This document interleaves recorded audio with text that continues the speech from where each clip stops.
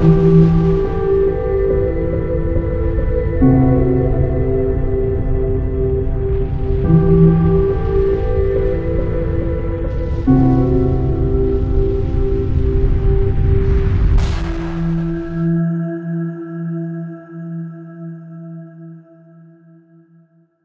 les amis, nous sommes le jeudi 28 mai 2020, dans ce moment exceptionnel où une étude complètement fausse et biaisée que tout le monde voit maintenant, dit l'OMS a interdit l'hydroxychloroquine et l'azithromycine pour le traitement du Covid, et où de nombreux gouvernements, dont le nôtre, lui emboîtent le pas.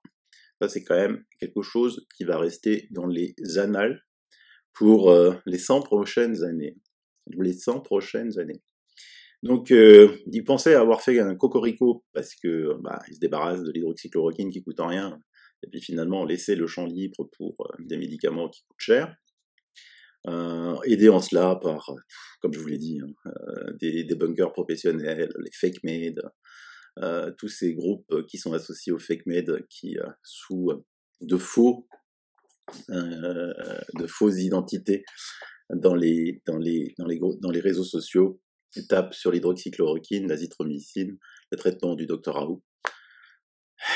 Ouais, et puis tape aussi sur les gens comme moi, hein. Mais bon, je reçois plein d'emails en disant « Oh, regarde, Sylvano dit du mal de toi de là, gourou, complotiste, qui pique des sous. » Bah écoutez, je suis un gourou complotiste qui pique des sous, je sais pas où je les pique les sous, mais c'est pas grave, faudra me le dire quand même, un jour. Parce que eux, en plus, c'est des bunkers qui racontent ça. Ils ont tous des groupes où ils ont des Tipeee, des trucs, donnez-nous des sous, moi je vous ai jamais rien demandé. Vous voulez me regarder, vous me regardez, vous voulez pas me regarder, vous me regardez pas. Ça m'est complètement égal. Évidemment, je suis très fier que il y ait de plus en plus de réveillés, de plus en plus de gens, mais utiliser de tels arguments fallacieux, quoi. C'est quand on n'a rien à dire, en fait, qu'on traite les autres de complotistes et de gourous. On croit tout savoir, mais comme on n'a rien à proposer, comme on n'a rien à argumenter, eh ben, voilà, on lâche, t'es complotistes, t'es gourous. C'est si facile. Parce que, quand même, la chose la plus fantastique dans cette pandémie, c'est que tous ces gens qui critiquent le protocole du docteur Raoult, ils proposent rien, ils proposent que dalle. Ils sont tellement intelligents qu'ils proposent rien en échange. Donc ici, laissez mourir les gens. On a vu que la France est la championne du monde de taux de létalité, c'est-à-dire le nombre de morts par rapport aux cas recensés. Et en oubliant quelque chose de fondamental, tiens, je vais leur donner encore leur Bible, Wikipédia, Sermo. Sermo, c'est un réseau social de professionnels de santé. Et regardez à droite là, 800 000 médecins dans 149 pays. 800 000 médecins dans 149 pays. Vous avez bien lu. Qu'est-ce qu'ils font ces médecins dans ces 800 000 médecins? Alors, veuillez indiquer les médicaments que vous utilisez pour traiter le Covid à l'extérieur de l'hôpital. Là, c'est à l'extérieur de l'hôpital. Symptômes bénins. Donc, je vous mets le lien. J'ai traduit de l'anglais, mais je vous mets le lien. Vous avez tout, ça va plus loin, mais bon, ça sert à rien. Donc, le premier, c'est 49% azithromycine. Bon, antibiotique, c'est milliard. Le deuxième, c'est l'hydroxychloroquine, 33%. Le troisième, notez-le bien, c'est comprimé de vitamine C. Parce qu'après, on va aller voir des fake made qui disent vitamine C, mais qu'est-ce que c'est que ça? Ça, c'est pas de la science, c'est pas de la science. Oxygène, 20%. Stéroïdes, 18%. Anticoagulant, 18%, comprimé de vitamine D. Là aussi, qu'est-ce que c'est, vitamine D, c'est pas de la science. 17%, zinc, 16%. Et ensuite, on va dans le tableau pour que vous utilisez actuellement pour traiter les patients du Covid à l'hôpital, symptômes modérés à sévères à l'exclusion des patients en USI. Oxygène, 58%. Hydroxychloroquine, 52%. Azithromycine 49, anticoagulant 44, stéroïdes 37, le fameux Remdesivir arrive avec 26%, le nouveau Tocilizumab qui avait déjà été testé en Italie, je vous en parlais déjà au mois de mars, 23%. Le plasma remonte enfin, le plasma des patients qui ont récupéré du Covid, 19%. Noradrénaline, 16%.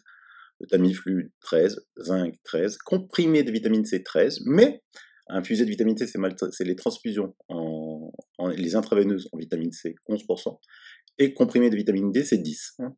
Ils ont écrit en 10%. Donc c'est juste assez exceptionnel. Donc vous avez 52% fois 800 000, on va arrondir à 400 000 patients, médecins dans le monde, qui prescrivent de l'hydroxychloroquine. Oh, mais mamie, hein. Vu que quand on associe, quand on traite juste avec l'hydroxychloroquine, je crois qu'il y a 20% de morts, hein, dans l'étude de The Lancet, là. Rendez compte, ça en fait 10 millions de morts, hein. Mamma mia. Et donc aujourd'hui, dans Paris Match, est paru un article fort, double page, superbe. Je vous le conseille. Alors moi, je suis pas là pour vous faire des copies d'articles, pour qu'ensuite que vous n'achetiez pas le journal, si déjà le journal fait des choses, hydroxychloroquine victime d'un complot, si déjà il y a des journaux qui font l'effort dans ce type de journaux de contrecarrer les mensonges liés à cette étude du Lancet. Donc c'est une double page écrite par le docteur Philippe Gorny et un scandale dénoncé par le grand infectiologue Christian Perron. Christian Perron, que vous avez déjà eu l'occasion de voir dans de nombreux plateaux télé, toujours défendre le traitement du professeur Raoult, parce que lui-même, à Garches, l'utilisait, parce qu'il n'y a plus rien. On apprend dans cet article que le professeur Perron sort un livre le 17 juin. Alors celui-là, je vais me le précommander de base. Ça va être succulent. Et on y apprend beaucoup de choses. On y apprend beaucoup de choses. Je vous le conseille. Il y a aussi un autre article que j'ai lu rapidement parce qu'il me semblait très intéressant. Ça, c'est l'effet 2 de ce confinement. L'explosion des plans sociaux. Ça, je vous avais, hélas, déjà expliqué ça. J'ai déjà des vieilles émissions qui datent d'il y a plus de 2 mois pour vous expliquer ça. L'effet 2. En France, on l'a pas vu parce que les gens étaient restés chez eux, étaient confinés. Il y en a qui n'avaient pas le choix, il y en a qui sont pas allés travailler parce qu'ils avaient peur du virus de la peur, transmis par les médias de la peur. Eux, les médias vont toujours continuer à vendre leur peur, les catastrophes, ils seront pas touchés par les plans sociaux. Et là, ça va être l'effet 2 du Covid. Donc, je vais vous démontrer dans cette émission comment on est manipulé. Mais bon, est-ce que c'est vraiment la peine que je fasse ça? Mais bon, ça restera dans l'histoire, ce genre de truc, hein. Même si YouTube continue à me censurer des vidéos. Ils ont même osé censurer une vidéo d'avocat. Rendez compte. Mon émission avec les avocats a été censurée par YouTube. C'est-à-dire qu'ils l'ont coupé. Un avocat, droit constitutionnel français, il a le droit de tout dire. Il dit ce qu'il veut. Il est protégé. Eh ben, pas chez YouTube. Pas chez YouTube. Ok, on fera une action en référé. Et les avocats se porteront volontaires pour me soutenir. Allez, on continue. Alors vous savez que dans cette honteuse étude du Lancet, qui était censée regrouper quasiment 100 000 patients, mais on ne sait pas où ils les ont trouvés, les 100 000 patients comme ça en 23 jours, sur 6 continents, 671 hôpitaux de mémoire. Sauf que n'y citait aucun hôpital et n'y citait aucun médecin. Donc on ne sait pas les retrouver. Vous avez déjà vu une étude sérieuse qui ne cite pas les sources, les hôpitaux. C'est comme moi, je vous faisais des émissions sans citer aucune source, alors que je vous les mets tous dans le descriptif de l'émission. Donc ils ont juste fait une petite erreur avec l'Australie. Parce que l'Australie, je vous l'ai montré encore hier, et quasiment pas de cas, quoi. L'Océanie n'est quasiment pas touchée.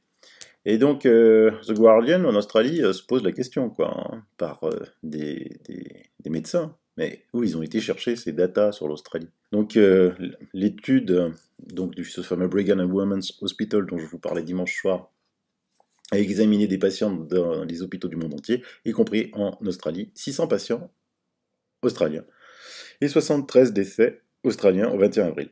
Mais, sauf que les données montrent que seulement 67 décès dus au Covid avaient été enregistrés en Australie le 21 avril. Donc là, ça pose déjà un problème, où ils ont été chercher plus de morts qu'en Australie en elle-même. Et donc le nombre n'est passé à 73 que le 23 avril. Donc les données sur lesquelles s'appuient les chercheurs pour tirer leurs conclusions dans le Lancet ne sont pas facilement disponibles dans les bases de données des cliniques australiennes elles-mêmes. Ce qui amène beaucoup de monde à se demander d'où viennent-elles. Donc, le département fédéral de la santé a confirmé à Guardian Australia que les données collectées sur les notifications de Covid dans le système national de surveillance des maladies à déclaration obligatoire n'étaient pas la source pour informer l'essai. Donc, c'est pas le département fédéral. Donc, le Guardian Australia, le journal, a également contacté les services de santé des 2 États australiens les plus peuplés, la Nouvelle-Galles du Sud et Victoria, qui ont eu de loin le plus grand nombre d'infections au Covid. Parmi les décès australiens signalés au 21 avril, 14 se sont produits à Victoria et 26 en Nouvelle-Galles du Sud.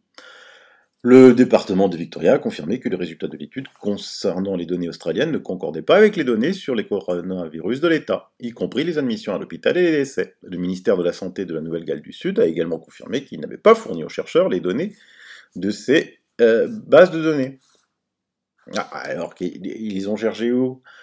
The Lancet a alors déclaré au Guardian australien: nous avons demandé des éclaircissements aux auteurs, et nous savons qu'ils enquêtent de toute urgence.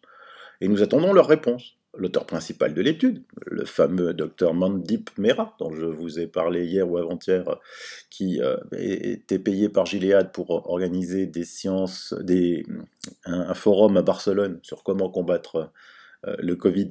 Forcément, s'il était payé par Gilead, c'est certainement pas avec de l'hydroxychloroquine et de l'azithromycine, a déclaré qu'il avait contacté Surgisphère, la société qui a fourni les données. Donc Surgisphère, vous voyez, est décrit comme une société d'analyse de données de soins, de santé, de formation médicale. Donc quand le professeur Raoult dit que c'est une étude de big data, il dit pas des conneries. Dans un communiqué, le fondateur de Surgisphère, le Dr Sampan Desai, également auteur du journal Lancet, a déclaré qu'un hôpital d'Asie avait été accidentellement inclus dans les données australiennes. Ah bon? Nous avons examiné notre base de données sur Surgisphère et découvert qu'un nouvel hôpital a rejoint le registre le 1er avril et s'était auto-désigné comme appartenant au continent Australasie. D'accord? Ok. Donc il y a des hôpitaux Mais le problème, c'est qu'il n'y a aucun hôpital. Le docteur Alan Cheng, épidémiologiste et médecin spécialiste des maladies infectieuses à l'hôpital Alfred Health à Melbourne, a déclaré que les hôpitaux australiens impliqués dans l'étude devraient être nommés. Il a dit qu'il n'avait jamais entendu parler de Surgisphère, et personne de son hôpital. Dit Alfred n'avait fourni à Surgisphère des données. Habituellement, pour soumettre à une base de données comme Surgisphère, vous avez besoin d'une approbation éthique, et un membre de l'hôpital sera impliqué dans ce processus pour le mettre dans une base de données. Il a déclaré que l'ensemble des données devaient être rendues publiques. Non mais vous vous rendez compte? Ils sont incapables de dire d'où viennent les données. Ils sont incapables de donner le nom des hôpitaux. Les hôpitaux disent « nous, on n'a pas été contactés par Surgisphère ». Vous vous rendez compte le scandale à l'horizon, là? Le scandale à l'horizon? Ça veut dire qu'une étude biaisée, financée par des groupes privés, tous ayant des conflits d'intérêts pour vendre leurs vaccins, dont Bill et Melinda Gates, ont fait une étude foireuse au Lancet qui ne l'a pas vérifiée, qui ne s'est pas étonné d'une étude sortie ex nihilo portant quasiment sur 100 000 personnes.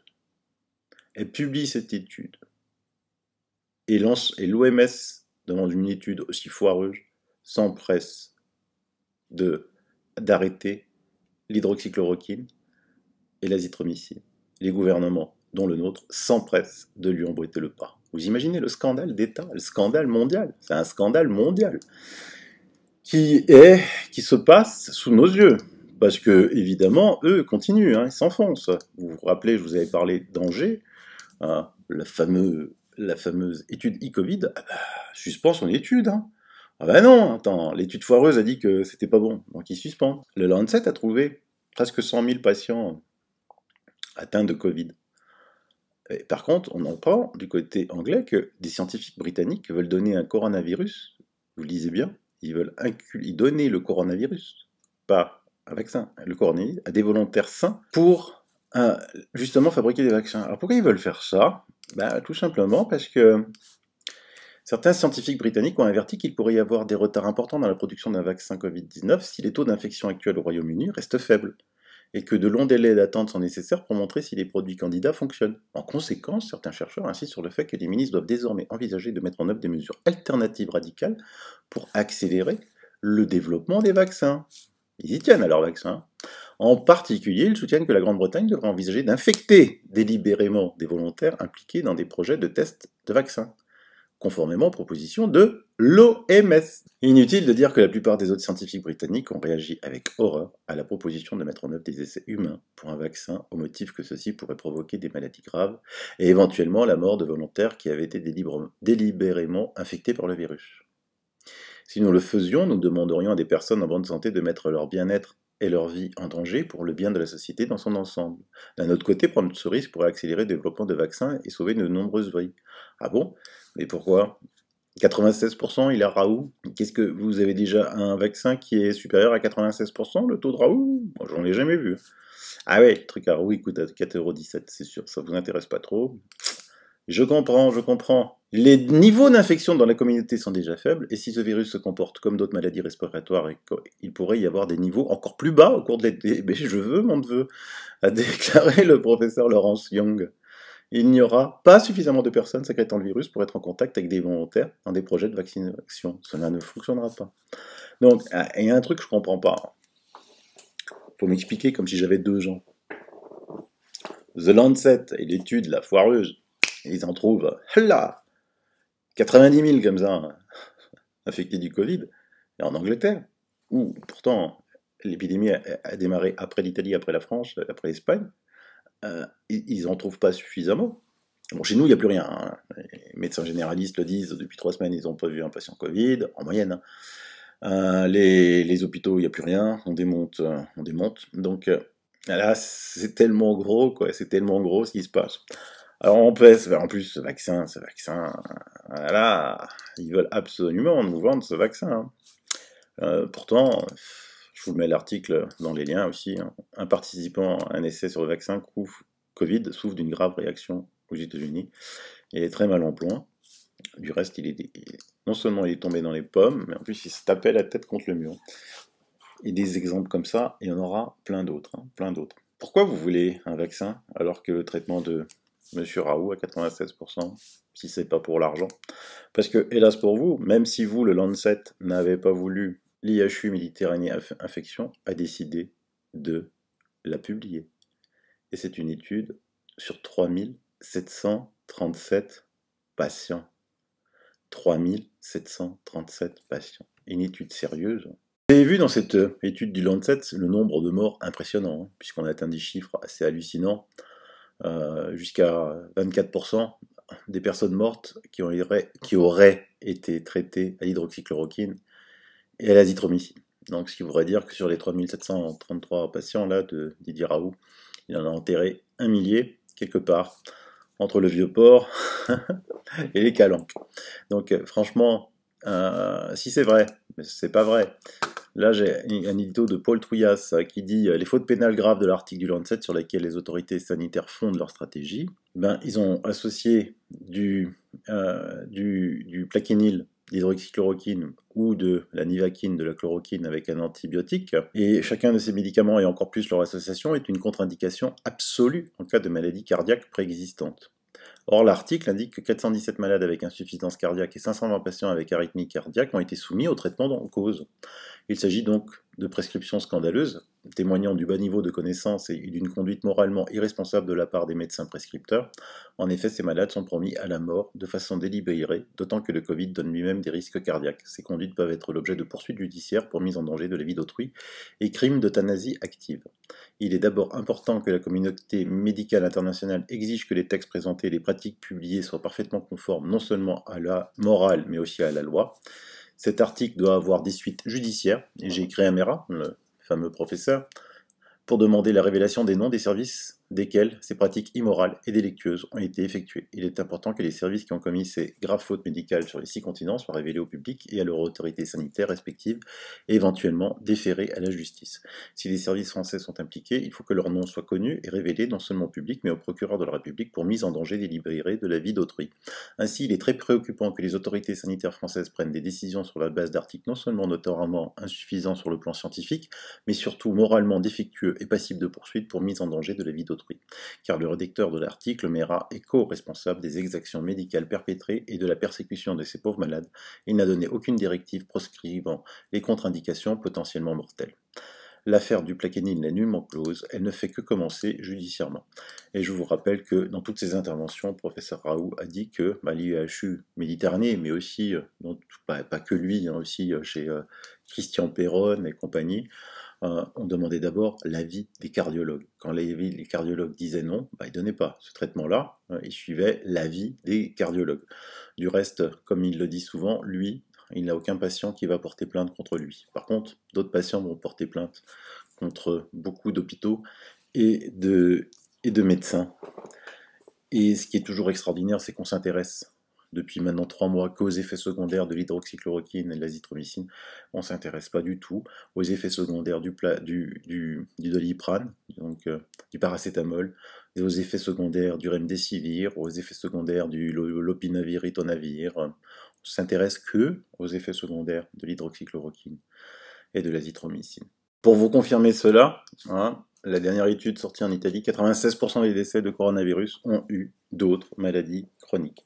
L'écrasante majorité des décès par coronavirus en Italie s'est produite en présence de 2 maladies chroniques graves, ou plus, selon un rapport de l'autorité sanitaire nationale du pays. Et on a ici les tableaux. Ben voilà, 68,3% souffraient d'hypertension, 30,1% de diabète, voilà, les 28,2% de risque ischémique, et ainsi de suite.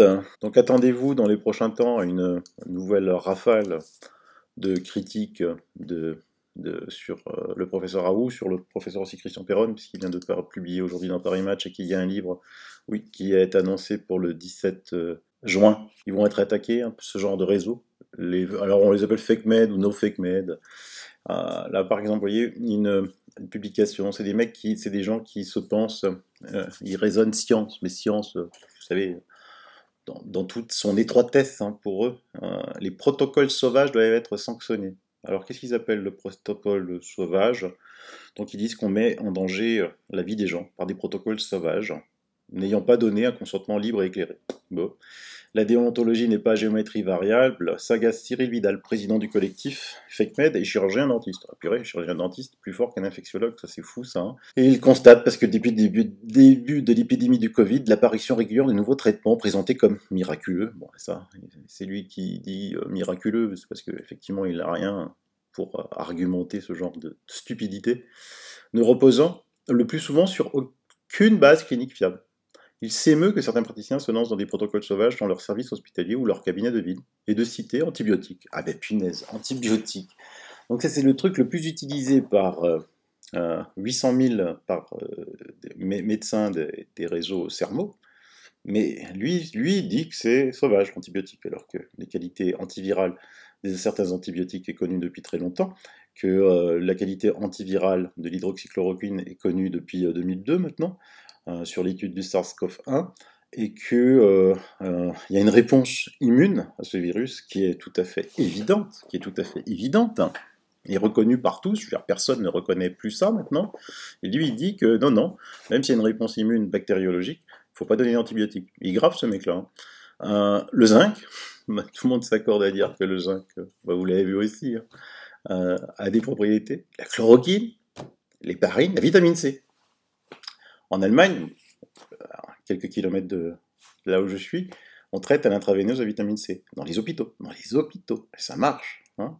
Donc il critique, monsieur, je sais tout, c'est un dieu de la science, hein. Il s'émeut des gourous, des complotistes, mais il propose rien, C'est un truc de fou, c'est un chirurgien dentiste, et il veut faire la pige à Didier Raoult, quoi, l'infectiologue numéro 1 au monde.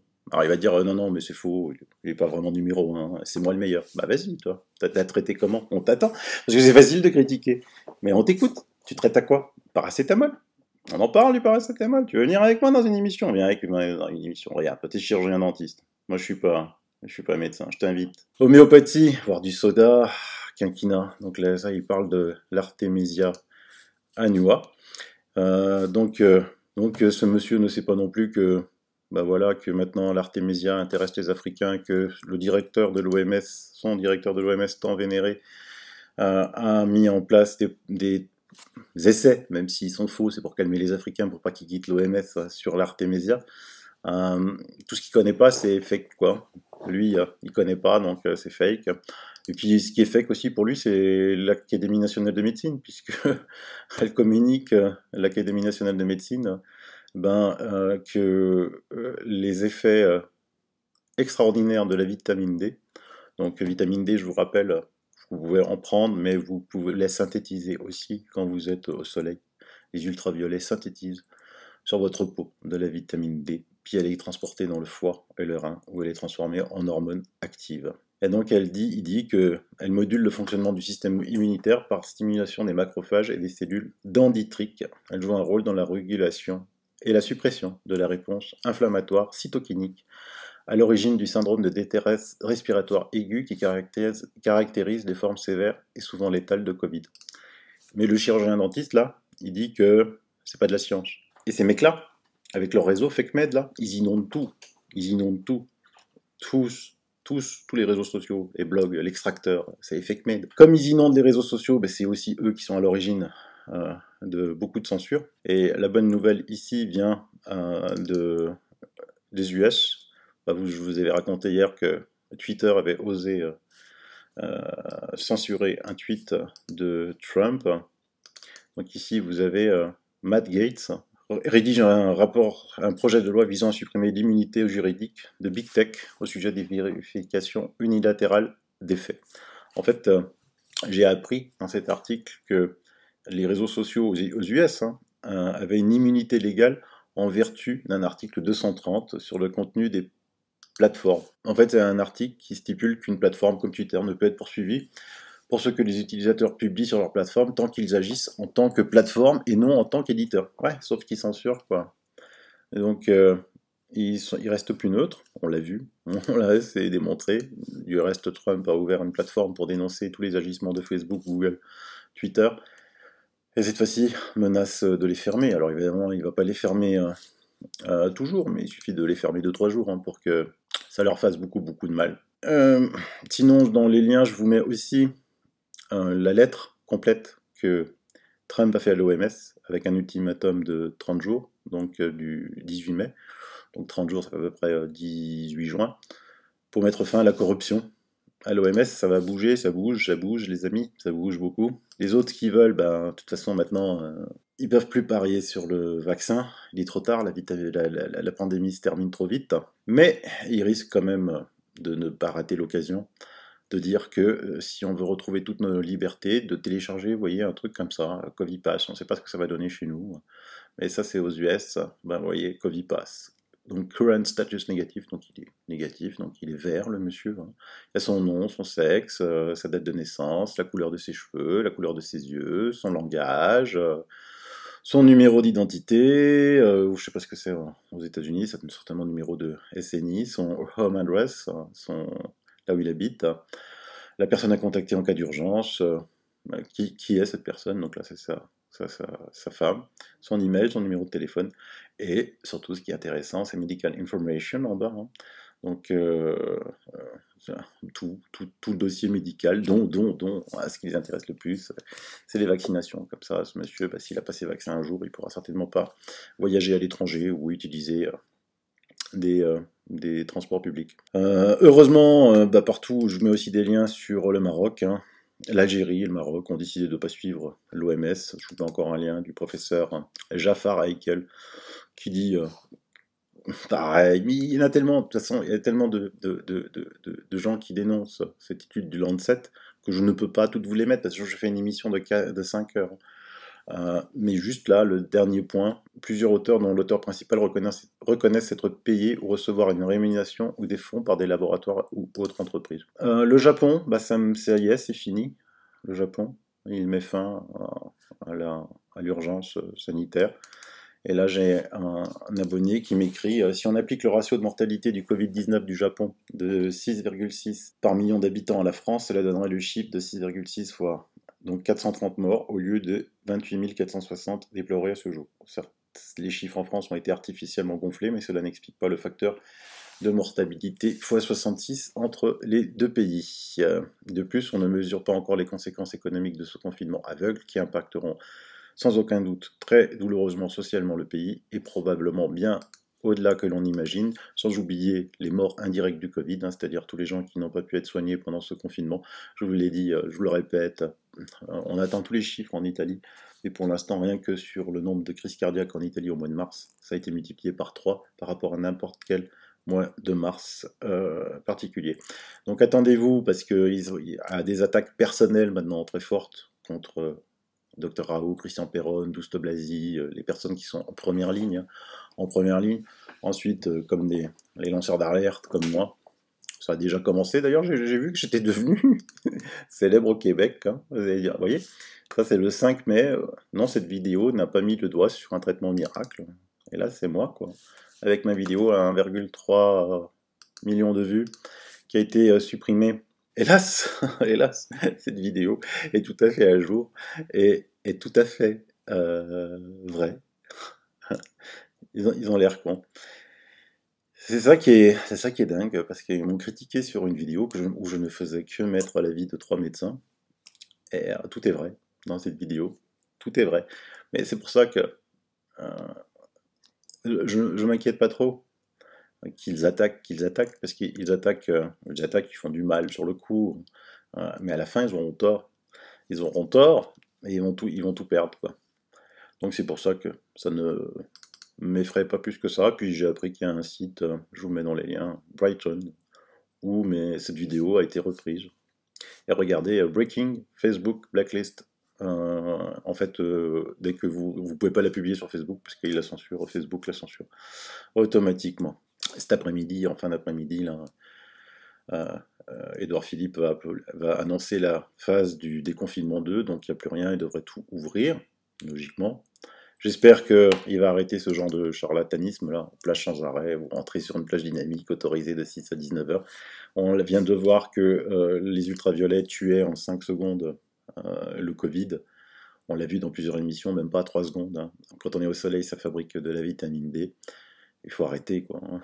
Il faut arrêter ce genre. C'est le truc le plus stupide qui m'ait jamais été donné de voir. Et concernant le Japon, encore une fois, j'avais parlé dans une vidéo en février, que le Japon n'était pas confiné grâce à un antiviral japonais des laboratoires Fuji, qui était l'Avigan.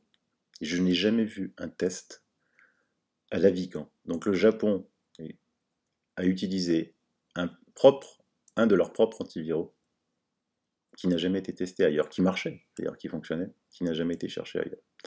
Voilà, et sinon, la presse Ouest France a repris l'action de nos avocats. Hydroxychloroquine, des avocats lancent une action collective pour annuler le décret et son interdiction. Voilà, cette émission se termine. Et bien écoutez, continuez à éveiller les gens, hein, parce que c'était le mot, c'est un peu simple, hein. Maintenant c'est beaucoup plus simple d'éveiller les gens là, parce que, waouh, je vous mets une image là, hein, bientôt, pour pas que ça se voit, va falloir plus le port du masque, mais vraiment le port du masque autour des yeux. Et donc, moi je sais pas comment vous remercier les nombreux messages que vous m'envoyez tous les jours, même si j'ai pas tous le temps de les lire. Je suis explosé de messages de partout. Je suis vraiment désolé, Mais bon, j'essaie de faire cette émission entre midi et 2, hein, souvent grâce à vous, parce que la plupart des informations, c'est vous qui me les envoyez. Et souvent, j'ai de belles récompenses. Je vous en mets une. Hein. Moi, c'est ce qui me fait le plus plaisir à lire, vous voyez. Bonjour, monsieur Sylvano. Me suis abonné à Sylvano. Oui, je kiffe, je regarde depuis plusieurs jours avec ma tablette. Waouh! Ces messages hier de ma petite sœur, perfusés à BFM depuis des années. Donc imagine le drame quand on essaie de communiquer sur l'actu ou tout autre sujet brûlant. Je suis trop contente et ne te remercierai jamais assez. Belle journée, donc voilà. Hein, une personne par jour, l'objectif. Une personne par jour, l'objectif. Ayez toujours ça en tête. Là maintenant, franchement, les arguments, vous les avez, quoi. Voilà. Allez, bye bye, bise.